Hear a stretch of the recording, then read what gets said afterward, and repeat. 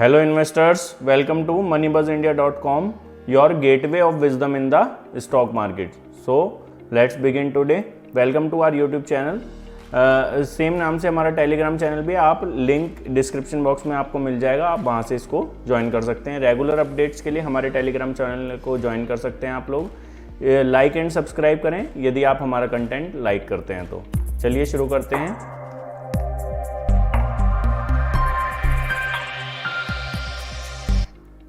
This is some traditional disclaimer on part of Moneybuzz team.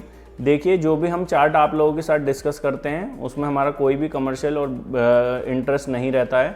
हमारा उद्देश्य इस channel का आप लोगों के साथ अच्छे चार्ट्स को डिस्कस करना है, जिससे कि आप अपनी ट्रेडिंग को अपने तरीके से एनालाइज करके इम्प्रूव कर सकें। आज हम फिर से अपने वीकली सीरीज़ में 2 चार्ट्स को कवर करेंगे जो कि हमें लगता है कि ब्रेकआउट हो रहे हैं और आने वाले समय में अच्छा परफॉर्म कर सकते हैं। आज जो हम फैक्टर अपने उस पे एनालिसिस वीडियो में लेकर आएंगे, उसमें सबसे पहले चार्ट्स देखेंगे, फिर फाइनेंशियल और इंडस्ट्री कहाँ से वो बिलोंग करते हैं और क्या कंपनी है और क्या माइक्रो फैक्टर्स उन कंपनीज़ के लिए काम कर रहे हैं। तो जैसा कि आप सभी जानते हैं, पैसा लॉन्ग टर्म में बनता है, तो अपनी ट्रेडिंग को फोकस कम करके इन्वेस्टिंग पे फोकस आप करेंगे तो मुझे लगता है कि आप ज़्यादा अच्छे रिटर्न्स जनरेट कर सकते हैं। टेक्निकल चार्ट आगे हम देखेंगे मनीबज़ इंडिया के थ्रू। चलिए शुरू करते हैं। तो चलिए दोस्तों शुरू करते हैं। हम हमारी वेबसाइट moneybuzzindia.com पर आ चुके हैं। यहाँ से हम ट्रेडिंग टूल्स में चलेंगे।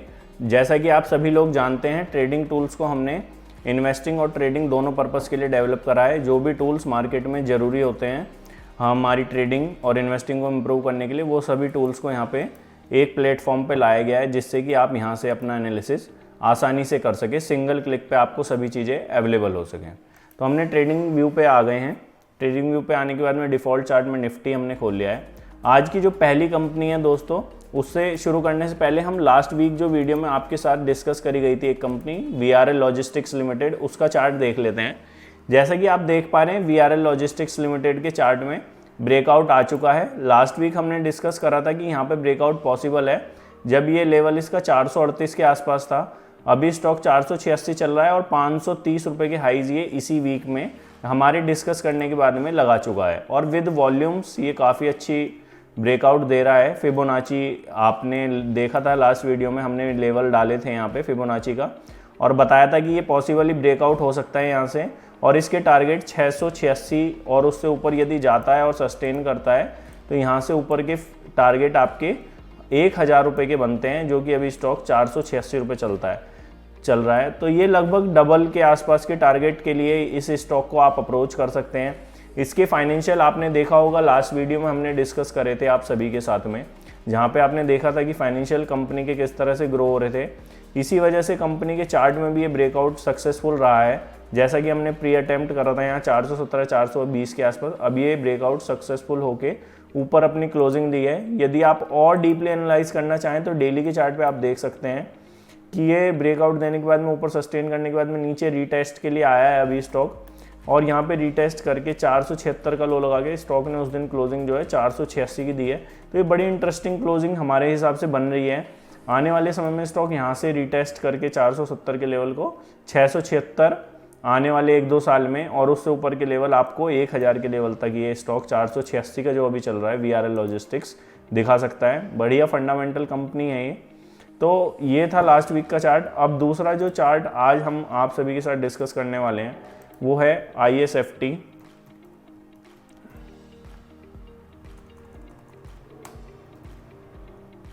इंटरसॉफ्ट टेक्नोलॉजी का ये चार्ट है। आप देख सकते हैं किस तरह से ये चार्ट ऊपर से 856 रुपये से गिर के स्टॉक नीचे लो 21 रुपये के लगाए हैं इसने, और ये नीचे पिछली तेजी भी आप इसकी देखेंगे तो 57 रुपये से 800 रुपये तक की तेजी इस स्टॉक ने दिखाई थी। बहुत ही वॉलेटाइल स्टॉक है ये, जैसा कि आप इसकी नेचर को देख पा रहे हैं।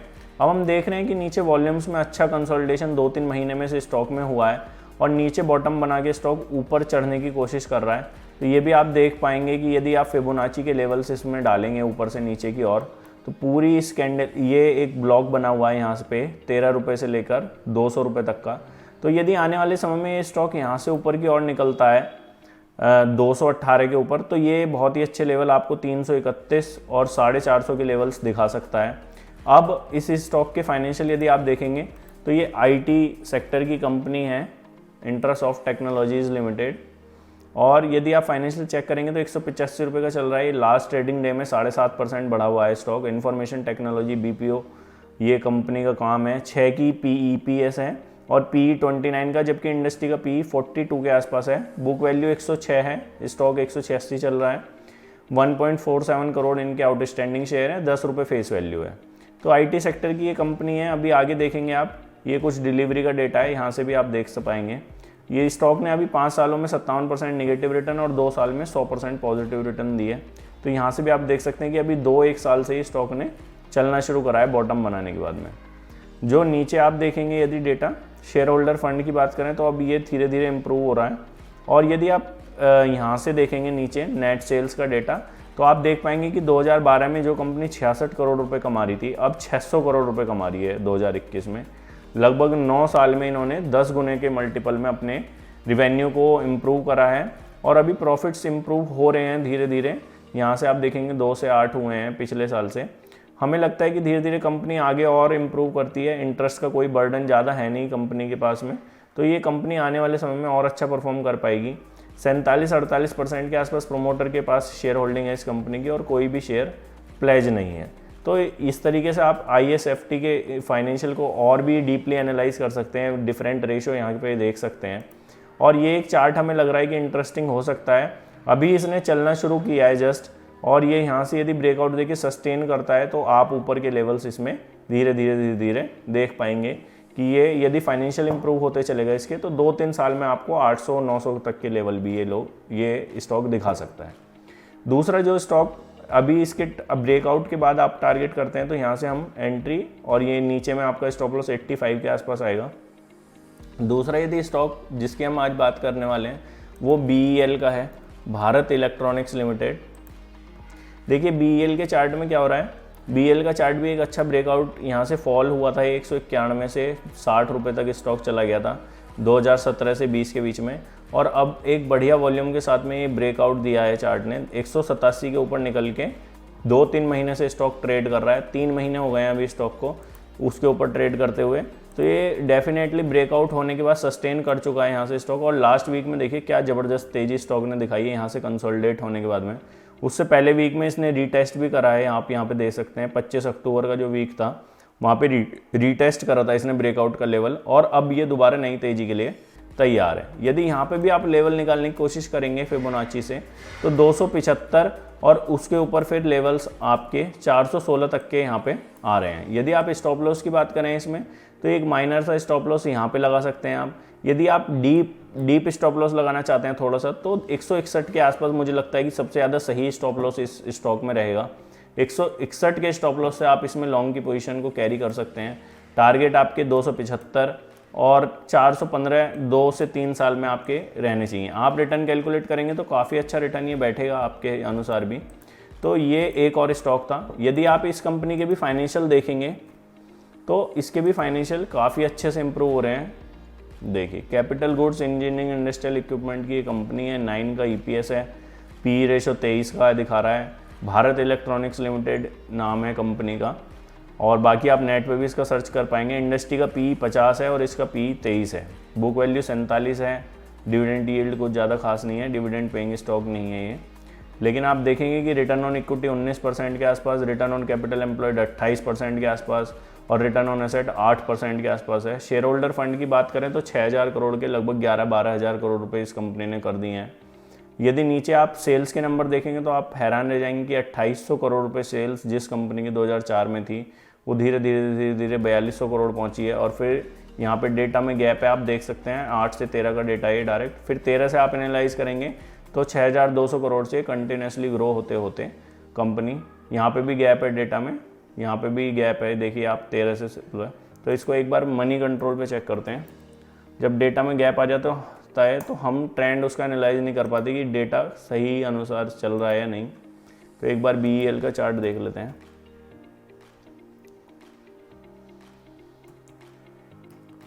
भारत इलेक्ट्रॉनिक्स लिमिटेड आप यहाँ पे सर्च करेंगे, क्योंकि डेटा का कंटिन्यूएशन में होना बहुत ज़रूरी है दोस्तों। जैसा कि आप देख सकते हैं वहाँ पे डेटा में गैप है, तो हमें पता नहीं चल पा रहा है कि किस तरह के फाइनेंशियल कंपनी कोट्स करती हुई आ रही है। एनुअल का डेटा हम यहाँ से देख लेते हैं इनकम स्टेटमेंट में जाके। तो यहाँ से आप देखिए 17, 18, 19, 20, 21 ये डेटा ठीक है, कंटिन्यूएशन में। तो आप देखिए 17 से 21 तक का डेटा 8,000 करोड़ से कंपनी 14,000 करोड़ पे पहुँच चुकी है अभी धीरे धीरे। कोई भी नंबर कंपनी ने पुराना जो था वो ब्रेक नहीं किया है और नए हाइज कंपनी सेल्स में बना रही है, नए हाइज प्रॉफिट में बना रही है। तो एक स्ट्रीमलाइन ग्रोथ है कंपनी की, काफ़ी अच्छे फाइनेंशियल हैं। और नीचे आप देखेंगे तो 51% के आसपास प्रोमोटर शेयर होल्डिंग इसमें है अभी, और कोई शेयर प्लेज भी नहीं है। प्लेज का डेटा हम यहाँ से देख लेते हैं, 0% प्लेज है, 51% प्रोमोटर के पास है।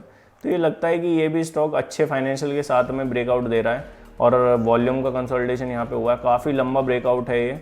आप लेवल्स यहाँ के देखेंगे तो 2017 क्या ब्रेकआउट है, 4-5 साल बाद स्टॉक उस लेवल्स के ऊपर आ रहा है। तो हो सकता है यहाँ से सस्टेन करके ऊपर की तेज़ी दिखाए। देखिए कोई भी चार्ट को डिस्कस करने का हमारा आपके साथ उद्देश्य आपको बाय या सेल के डिसीजन लेना नहीं, बताना है कि क्या बाय करना है आपको क्या सेल। हम केवल आपको एक एनालिसिस का तरीका बता रहे हैं कि आप इस तरीके से टेक्निकल के साथ यदि फंडामेंटल्स को भी मिला के चलेंगे तो आपका जो सक्सेस रेशियो है वो मार्केट में बढ़ सकता है। Thanks for watching us, thank you.